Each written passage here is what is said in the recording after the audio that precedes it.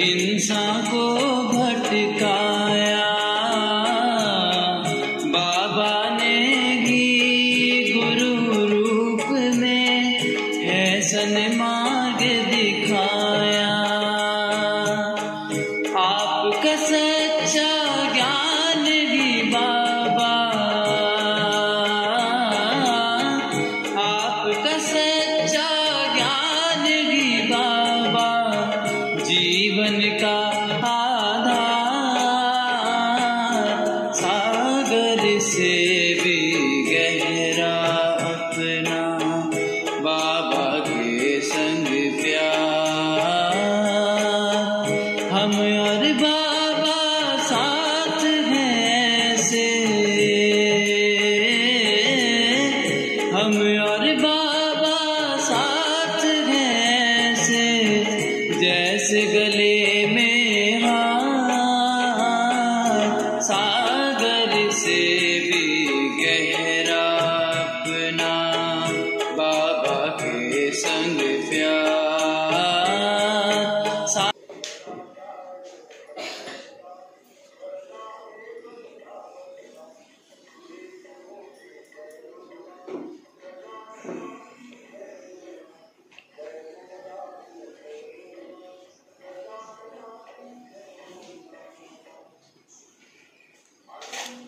ओम शांति, ओम शांति, ओम शांति।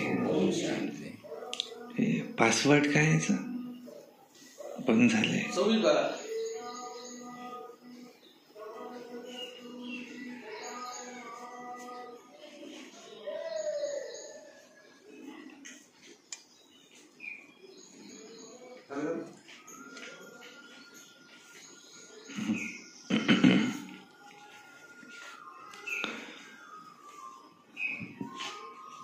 योग है बल, योग बल से ही आत्मा में ताकत आती। ज्ञान तो सबको है, क्या करना चाहिए क्या नहीं करना चाहिए, परंतु योग है बल। और बाबा देही अभिमानी बनाते और माया देहभान में लाती। वाणी है आज की 16/7/2024 की। सारे मुरली का मीठे बच्चे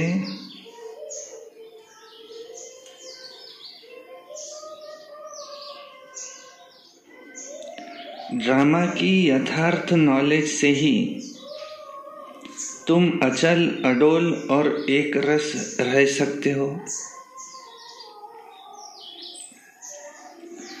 माया के तूफान तुम्हें हिला नहीं सकते। कौन सी नॉलेज? ड्रामा की नॉलेज। प्रश्न है, देवताओं का मुख्य एक कौन सा गुण तुम बच्चों में सदा दिखाई देना चाहिए? उत्तर है हर्षित रहना। देवताओं को सदा मुस्कुराते हुए हर्षित दिखाते हैं, ऐसे तुम बच्चों को भी सदा हर्षित रहना है। कोई भी बात हो मुस्कुराते रहो। कभी भी उदासी या गुस्सा नहीं आना चाहिए। जैसे बाप तुम्हें राइट और रॉन्ग की समझानी देते हैं, कभी गुस्सा नहीं करते, कभी उदास नहीं होते, ऐसे तुम बच्चों को भी कभी उदास नहीं होना है। उदास माना माया का दास। तो कौन सा है वो मुख्य गुण जो देवी देवताओं में भी है, तुम में भी होना चाहिए? यहाँ कम से कम सदा हर्षित रहना। कुछ भी हो जाए खुशी न जाए, खुशी जैसी खुराक नहीं।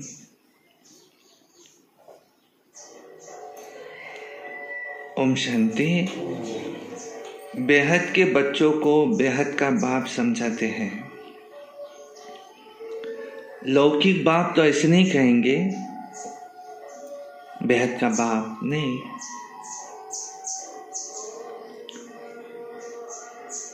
उनके तो करके 5-7 बच्चे होंगे। ये तो सभी आत्माओं का बाप है।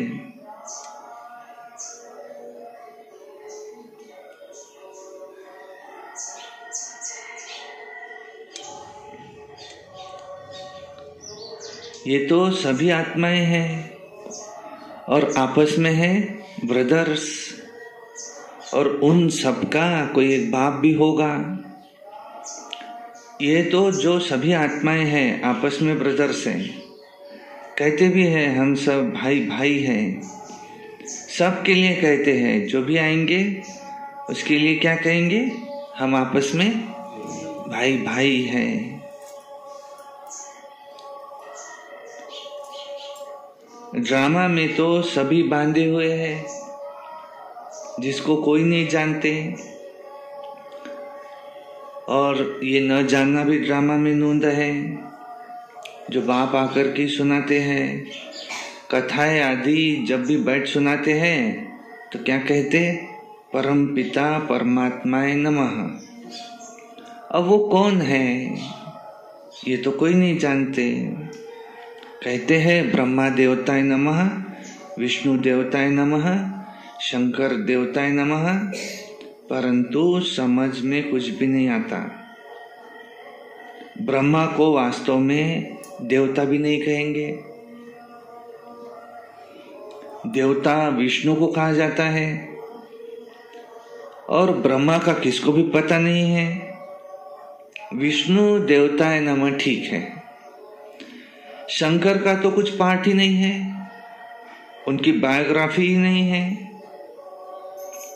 शिव बाबा की तो बायोग्राफी है, क्योंकि वो आते ही है पतितों को पावन बनाने, नई दुनिया स्थापन करने, परंतु शंकर की कोई बायोग्राफी नहीं है। शंकर ये हमारा ही तपस्वी रूप है। तो नई दुनिया स्थापन करने आते हैं, पतितों को पावन बनाने आते हैं। अभी एक आदि सनातन देवी देवता धर्म की स्थापना हो रही है, और साथ साथ सब धर्मों का विनाश होता है। सभी कहाँ जाते हैं, शांति धाम में। शरीर तो सबके विनाश हो जाएंगे, नई दुनिया में होंगे सिर्फ तुम। जो भी मुख्य धर्म है उनको तुम जानते हो, सबके तो नाम भी नहीं ले सकेंगे, छोटी छोटी टालियां भी बहुत हो गई है। अब पहला धर्म कौन सा, जिसको कहा जाता है डिटिज्म, देवी देवता। और फिर द्वापर से आते हैं ये इस्लामी, ये बाद में आते हैं। ये बातें सिवाय तुम बच्चों के कोई की भी बुद्धि में नहीं है। अभी वही आदि सनातन देवी देवता धर्म जो प्रायलोप हो गया है, इसका मिसाल किसके साथ देते, इसका मिसाल बनेन ट्री के साथ, माना बड़ का झाड़ जैसे नीचे से सड़ा हुआ होता है और ऊपर टालियां हरी भरी है, तो फाउंडेशन देवी देवता धर्म है नहीं, बाकी सब टालियां खड़ी है। सबसे बड़ी आयु भी इस बनेन ट्री की होती है, तो इसमें सबसे बड़ी आयु है आदि सनातन देवी देवता धर्म की। और वही प्रायलोप हो तब तो बाप आकर कहे कि अभी एक धर्म की स्थापना और अनेक धर्म का विनाश होना है। और इसीलिए ये त्रिमूर्ति का चित्र भी बनाया है, परंतु अर्थ कोई समझते नहीं। त्रिमूर्ति माना क्या, ब्रह्मा द्वारा स्थापना कैसे, विष्णु द्वारा पालना कैसे, शंकर द्वारा विनाश कैसे। आज बाबा ने ब्रह्मा विष्णु शंकर के लिए क्या कहा?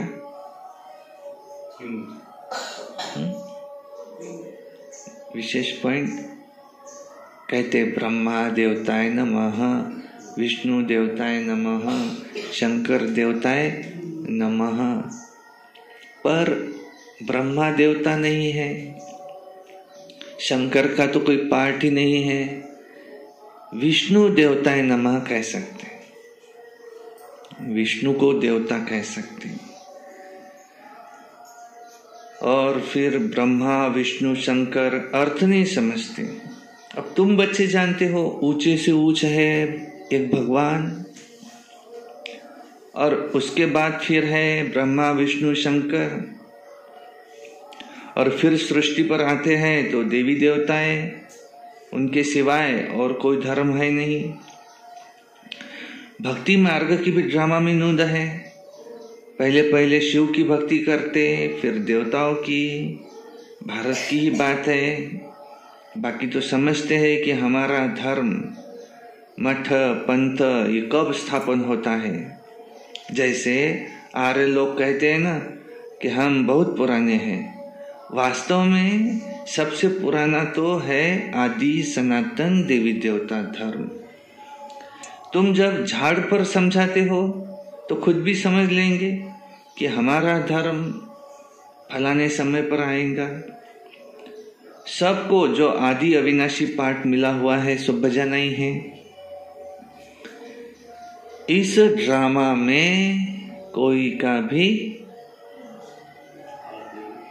दोष नहीं है, हर एक को अपना अपना पार्ट मिला हुआ है। किसी के भी ऊपर हम उंगली नहीं रख सकते। ये ऐसा क्यों करता, ये क्वेश्चन ही नहीं उठता। जैसे कोई मूवी बन चुकी है, अब उसको हीरो को पार्ट मिला कि तुमको ऐसे ऐसे प्ले करना है, तो उसमें दिखाया है कि वो उस किसी हीरोइन को भगा के लेके गया, कोई उठा के लेके गया, तो हीरो कंप्लेंट कर सकता क्या डायरेक्टर से कि तुमने मेरी हीरोइन को क्यों उठा के लेके गए? डायरेक्टर क्या कहेंगे? वो कोई ओरिजिनल तेरी हीरोइन है क्या? ओरिजिनल तो वो अपने घर जाएगी तो अपने घर जाएगा। ओरिजिनली उसमें किसी का किसी से कोई संबंध नहीं रहता, वो सब एक्टर है। उसको जैसा पार्ट दिया डायरेक्टर ने वैसा वो प्ले करते। तो यहाँ भी हर एक को क्या मिला हुआ है? पार्ट। हम किसी पर भी उंगली नहीं उठा सकते, ऐसे ही क्यों नहीं। इसमें कोई का भी दोष अथवा भूल नहीं हो सकती। ये तो सिर्फ समझाया जाता है कि हम पाप आत्मा क्यों बने। मनुष्य कहेंगे हम बेहद के बाप के सब बच्चे हैं, आपस में सब ब्रदर्स है। सतयुग में आपस में सब ब्रदर्स है, फिर सब ब्रदर्स सतयुग में क्यों नहीं? ड्रामा में उनका पार्ट नहीं है, जिसका पार्ट है वही आएंगे। ये अनादि बना बनाया ड्रामा है, इसमें निश्चय रखो और कोई बात बोलो नहीं। चक्र भी दिखाया है, कैसे चक्र फिरता है। कल्प वृक्ष का भी चित्र है, परंतु कोई नहीं जानते कि इसकी आयु कितनी है। बाप कोई की निंदा नहीं करते कि वो जानते नहीं, उसको कुछ पता नहीं। ये तो समझाया जाता है, तुमको भी समझाते हैं कि तुम बहुत पावन थे, अभी तुम पतित बने हो। तुमने पुकारा है, हे पतित पावन आओ। और पहले तो तुम सबको पावन बनना पड़ेगा, और फिर नंबरवार आएंगे पाठ बजाने। आत्माएं सब ऊपर में रहती है, बाप भी ऊपर में रहते, फिर उनको बुलाते हैं आओ। ऐसे वो बुलाने से एकदम नहीं आते। बाप कहते मेरा भी ड्रामा में पार्ट नूंदा हुआ है। जैसे हद के ड्रामा में भी बड़े बड़े एक्टर का, मुख्य एक्टर का पार्ट होता है, और ये फिर है ब्याह का ड्रामा। सब ड्रामा के बंधन में बांधे हुए हैं।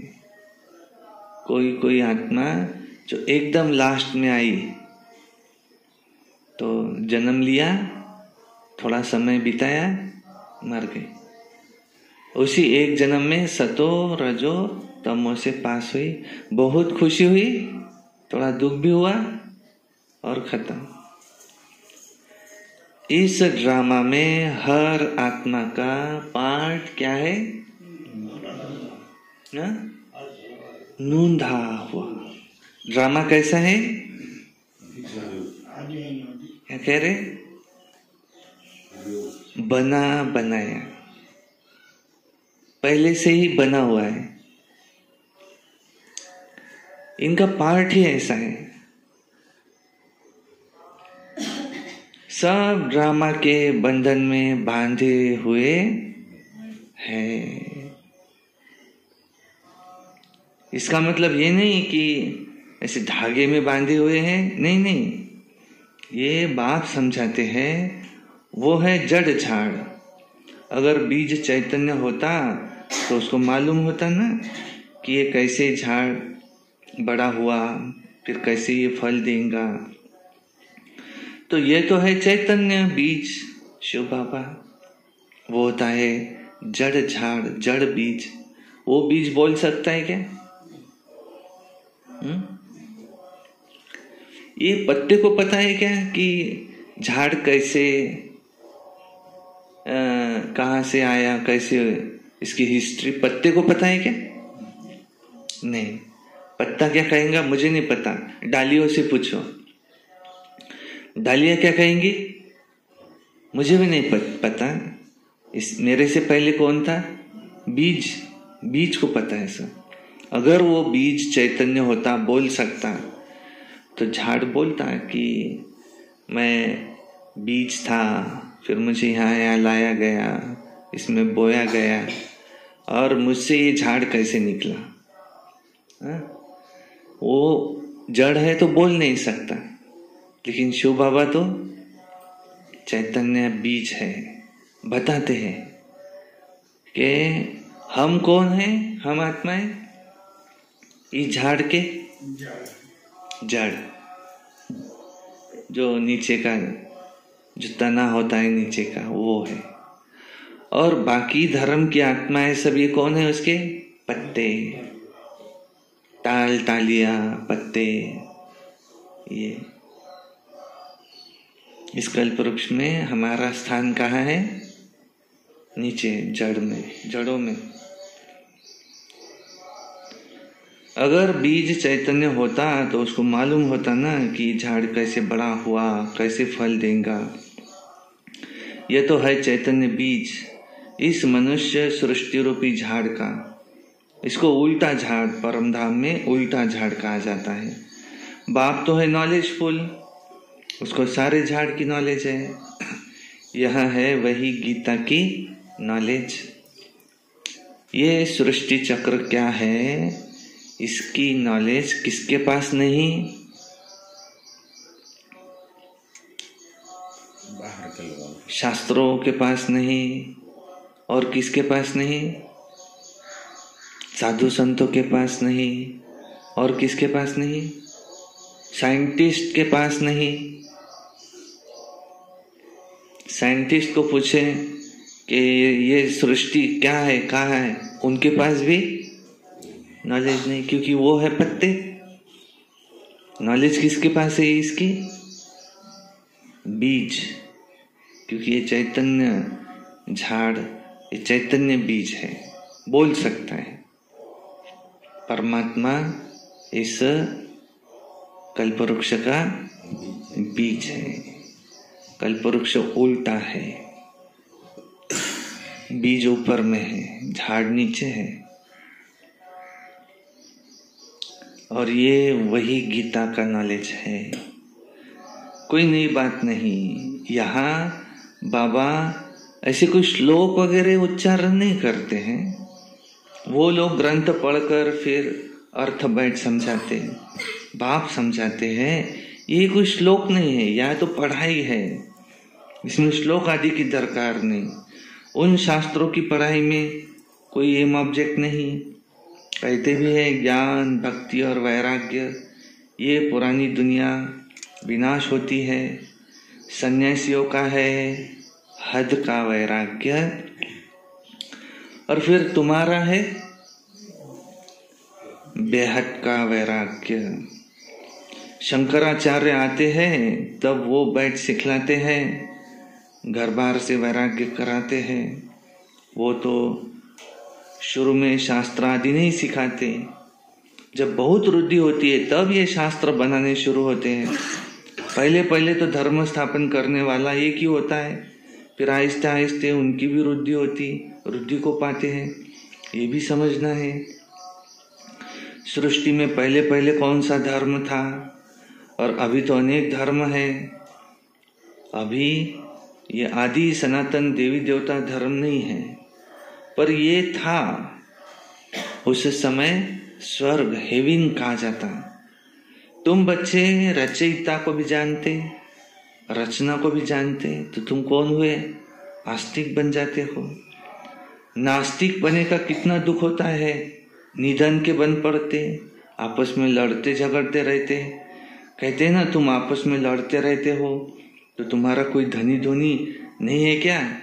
तो इस समय सब निधन के बन पड़ते हैं। और नई दुनिया में तो पवित्रता, सुख, शांति सब कुछ था, अपार सुख था।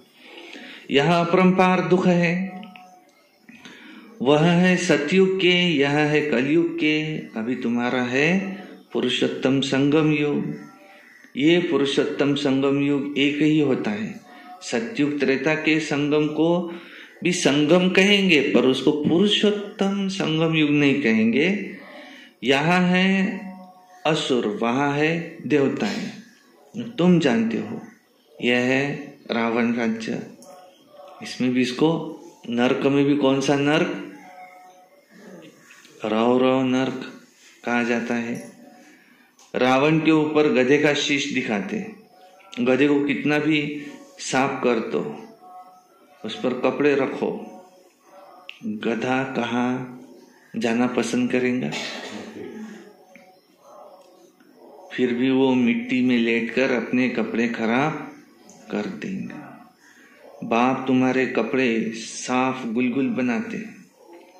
रावण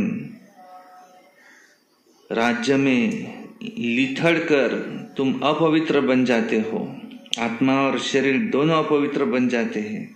बाप कहते हैं तुमने सारा श्रृंगार गवा दिया। बाप को पतित पावन कहते हैं। तुम भरी सभा में भी कह सकते हो कि हम गोल्डन एज में कितने श्रृंगारे हुए थे, कितना फर्स्ट क्लास राज्य था, और फिर माया रूपी धूल में लिथड़ कर कैसे हम मैले हो गए। बाप कहते ये अंधेर नगरी है, यह है अंधेर नगरी। भगवान को सर्वव्यापी कह दिया। जो कुछ हुआ फिर भी रिपीट तो होगा ही, इसमें मूंझने की दरकार नहीं। 5000 वर्ष में कितने मिनट कितने घंटे होते, एक बच्चे ने सब धर्म वालों का भी हिसाब निकाल कर भेजा था। इसमें भी बुद्धि व्यर्थ की होंगी, ये भी क्या है। बाबा तो ऐसे ही समझाते हैं कि दुनिया कैसे चलती है। प्रजापिता ब्रह्मा है, ग्रेट ग्रेट ग्रैंडफादर, उनका ऑक्यूपेशन भी कोई नहीं जानते। विराट रूप बनाया है तो उसमें भी प्रजापिता ब्रह्मा को उड़ा दिया है। ये दिखा है उसमें देवता, क्षत्रिय, वैश्य, शूद्र, ब्राह्मण दिखाए नहीं। बाप और ब्राह्मणों को यथार्थ रीति कोई जानते नहीं, और उनको कहते हैं आदि देव। बाप समझाते हैं मैं इस झाड़ का क्या चैतन्य बीज रूप हूँ। और ये उल्टा झाड़ है। बाप जो सत्य है, चैतन्य है, ज्ञान का सागर है, उनकी ही सारी महिमा की जाती है। आत्मा ही न हो तो फिर शरीर भी कैसे चल ही न सके। गर्भ में भी 5-6 मास के बाद फिर आत्मा उसमें प्रवेश करती है। सब ड्रामा बना हुआ है।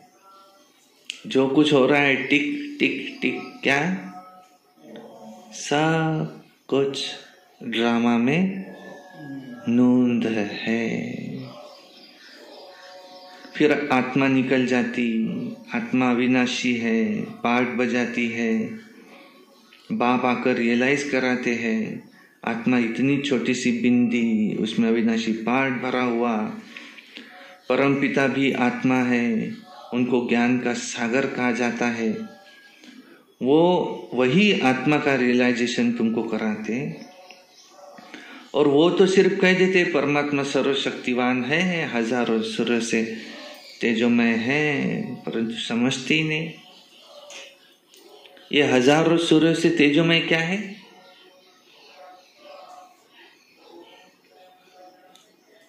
ये बाबा की मुरली सबको सहन होती नहीं। मुरली में बैठना, सहन करना, इसके लिए भी बहुत ताकत चाहिए। पूरी मुरली को ग्रहण करना, इसके लिए भी आत्मा में बहुत ताकत चाहिए। मुरली क्या है? हजारों सूर्यों से तेजोमय। ये परमात्मा का जो गायन है वो 1000 सूर्य से तेजोमय है। वो कहते मैं भी आत्मा, तुम भी आत्मा, पर मैं हूँ सर्वशक्तिवान, ज्ञान का सागर। वो सागर को हब करना, यह है महावीर का काम। हजारों सूर्यों से तेजोमय कहते, परंतु समझते कुछ भी नहीं। बाप कहते वो सब भक्ति मार्ग में वर्णन किया है, शास्त्रों में लिख दिया है।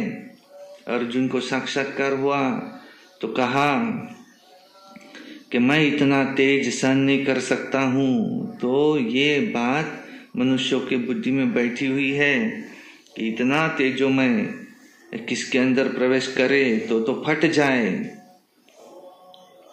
तो उनको ज्ञान तो है नहीं ना, तो समझते हैं परमात्मा हजारों सूर्य से तेजोमय है, वो हमको उनका साक्षात्कार चाहिए। ऐसा बहुत प्रकाश ही प्रकाश दिखे। भक्ति की भावना बैठी हुई है, उसको वो साक्षात्कार कोई को हो भी जाता है। शुरू में तुम्हारे पास भी जो आए तो पहले क्या होता था? क्या? साक्षात्कार। सारा दिन भर ट्रांस में बैठे रहो। फिर बाबा को समझ में आया, नहीं बाबा तो पहले से समझते कि इसमें बच्चों का टाइम पास भी होता है। तो ध्यान दीदार वेस्ट ऑफ टाइम। इधर बाबा मुरली चला रहे और वो ध्यान में बैठी है, उसको पता ही नहीं कि मुरली में क्या कहा। तब बाबा ने कहा ये सब खेल पाल है, बंद करा दिया। दिव्य दृष्टि की चाबी किसके पास है? एक तरफ बाबा कहते मेरे पास, मैं ही सबको साक्षात्कार कर रहा था। दूसरी तरफ बाबा क्या कहते? ये सब ड्रामा में नूंद है, अपने आप होता है, ऑटोमेटिक। मैं कोई हर एक के अंदर क्या शुरू है जानते बैठूंगा क्या? उसको चाहिए हनुमान का साक्षात्कार हो, उसको हो जाता है। नवधा भक्ति करते, गला काटने के लिए तैयार हो जाते, उसको साक्षात्कार हो जाता है। शुरू में तुम्हारे पास ऐसे बहुत साक्षात्कार करते थे, आंखें लाल हो जाती थी। साक्षात्कार किया और फिर वो भी आज है नहीं। कहाँ है? वो सभी है भक्ति मार्ग की बातें। तो यहाँ तो ज्ञान मार्ग है, बाबा का ज्ञान समझना है। ये सब बाप बैठ समझाते हैं, इसमें ग्लानि की कोई बात नहीं। पर बच्चों को सदैव हर्षित मुख रहना है। ये भी ड्रामा बना हुआ है, मुझे इतनी गालियां देते हैं, फिर मैं क्या करता हूँ? मुझे सर्वव्यापी कह दिया, मैं क्या करता हूँ? मुझे कोई गुस्सा आता है क्या? मैं परम धाम का निवासी, और क्या कह दिया? परमात्मा कहाँ है? अरे कहाँ नहीं है? तुझ में है, मुझ में है, सब में है। अब कैसे समझेंगे कहाँ है, कहाँ नहीं है? मुझे पूछो ही मत अब कहाँ है तो। पर गीता में लिखा हुआ है ना, वो परम धाम के निवासी है। बाइबल में लिखा हुआ है, God which lives in 7 heaven is light. सबने उंगली कहाँ दिखाई? ऊपर। कुरान में लिखा हुआ है, ऊपर वाला अर्श आजम, 7वां आसमान। गुरु नानक जी ने भी कहा, एक ओंकार निराकार। सबने उंगली कहाँ दिखाई? प्रकाश स्वरूप है, ज्योतिर्बिंदु है, ज्योतिर्लिंग है। हिंदू धर्म में लिंग रूप है। उंगली कहाँ दिखाई? ऊपर में। तो बाबा आकर के ये सर्वव्यापी की बात को खारिज करते तो गुस्सा होते है क्या? तुमने ऐसे क्यों कहा? नहीं, ड्रामानुसार ये सब बाबा को पता है, ये भक्ति मार्ग में फंसे हुए हैं, इसमें नाराज होने की कोई बात। नाराज कौन होता है? ना राज को जानने वाले ही नाराज हो जाते। मी गड्या तुझ्यापासून खूप नाराज आवाज, तेले राज माहित नहीं। हर एक को अपना अपना पार्ट मिला हुआ है ड्रामा में। हर एक का पार्ट पहले से ही, आज शब्द यूज किया, नूंदा हुआ है। इसमें नाराज होने की कोई बात नहीं। ड्रामा ही ऐसा बना हुआ है, प्यार से समझानी देनी चाहिए। बेचारे अज्ञान अंधेरे में पड़े हैं, नहीं समझते हैं, तरस भी पड़ता है। तुमको तो सदैव मुस्कुराते रहना चाहिए।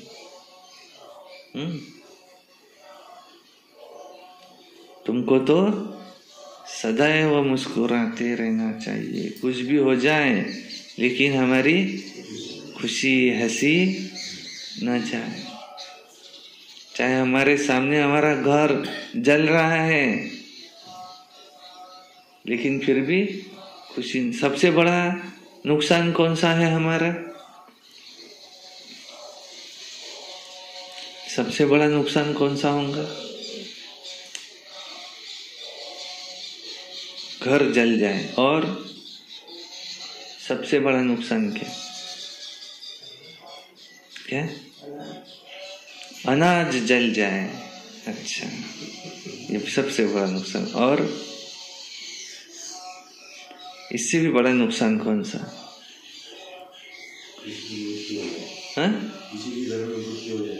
किसी की और की मृत्यु हो जाए, अपने घर में कोई संबंधी है उसकी मृत्यु हो जाए। और नुकसान कौन सा हमारा? नफा नहीं, घाटा हो जाए। घाटा हो जाए, दुकान जल रही है, फिर भी खुशी न जाए। और सबसे बड़ा नुकसान कौन सा हमारा? कैरेक्टर खराब हो जाए, उसका कैरेक्टर खराब हो जाए। अच्छा, और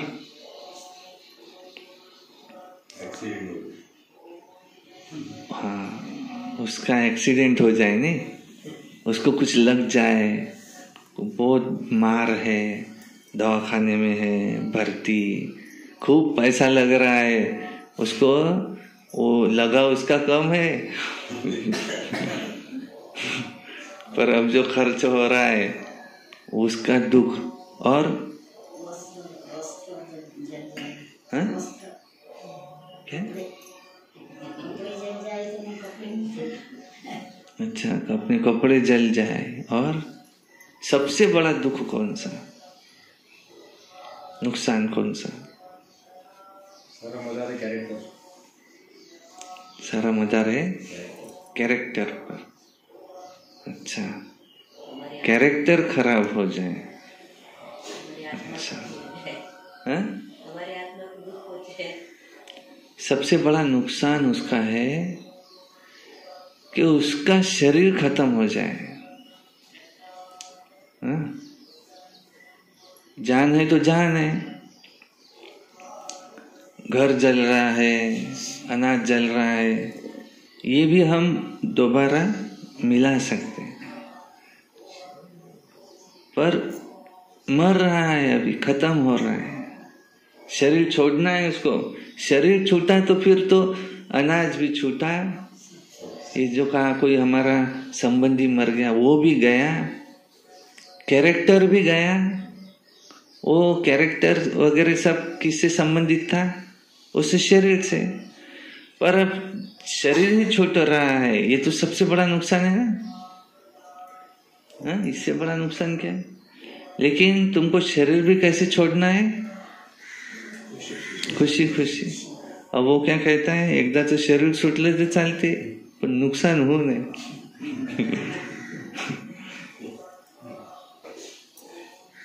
दूसरा नुकसान होऊ नये। तो कुछ भी हो जाए, बाबा कह रहे हैं, लेकिन तुमको कैसा रहना है? कितनी बड़ी बीमारी आ जाए, कुछ भी हो जाए, लेकिन मेरी खुशी न जाए। ये बेचारे स्वर्ग के द्वारे आ नहीं सकेंगे, सदैव मुस्कुराते रहो। ये सब शांति धाम में जाने वाले हैं, सब चाहते भी शांति ही है। तो बाप ही रियल समझाते हैं। अभी तुम जानते हो कि खेल कैसे बना हुआ है। ड्रामा में हर एक को पार्ट मिला हुआ है। इसमें बड़ी अचल स्थैर्य बुद्धि चाहिए। जब तक अचल अडोल एक रस अवस्था नहीं आएंगी, तब तक पुरुषार्थ कैसे करेंगे? कुछ भी हो जाए, बल्कि कितने भी तूफान आए, परंतु कैसे रहना है? स्थैर्यम, स्थिर रहना है। माया के तूफान वो भी ढेर आएंगे, पिछाड़ी तक आएंगे। अवस्था मजबूत चाहिए। यह है गुप्त मेहनत। कई बच्चे पुरुषार्थ कर तूफान को उड़ाते रहते हैं। जितना जो पास होंगे उतना उच्च पद पाएंगे। राजधानी में पद भी बहुत है ना। सबसे अच्छे चित्र ये त्रिमूर्ति और गोला है। ये शुरू के बने हुए हैं। विलायत में सर्विस के लिए ये दो चित्र ले जाने चाहिए, और इन पर ही वो अच्छी रीति समझ सकेंगी। आहिस्ते आहिस्ते बाबा जो चाहते हैं, ये चित्र ये ऐसे बड़े हो कपड़े पर, और वो भी बन जाएंगे। तुम समझाएंगे कि कैसे स्थापना हो रही है, तुम भी इसको समझेंगे, और तो अपने धर्म में उच्च पद पाएंगे। क्रिश्चियन धर्म में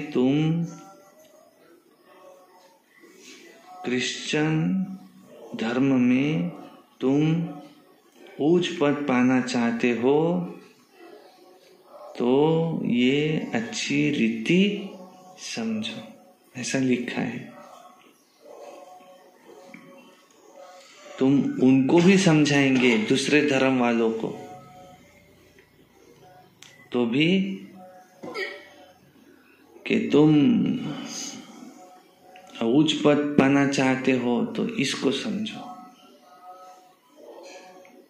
अच्छा, मीठे मीठे सिक्की लधे बच्चों प्रति माता पिता बाप दादा का याद प्यार और गुड मॉर्निंग। रूहानी बाप की रूहानी बच्चों को नमस्ते, और हम रूहानी बच्चों की रूहानी बाप दादा को याद प्यार, गुड मॉर्निंग, नमस्ते। सदा रहो हंसते, कम बोलो, धीरे बोलो, मीठा बोलो, सत्य बोलो, और सोच समझ कर ही बोलो।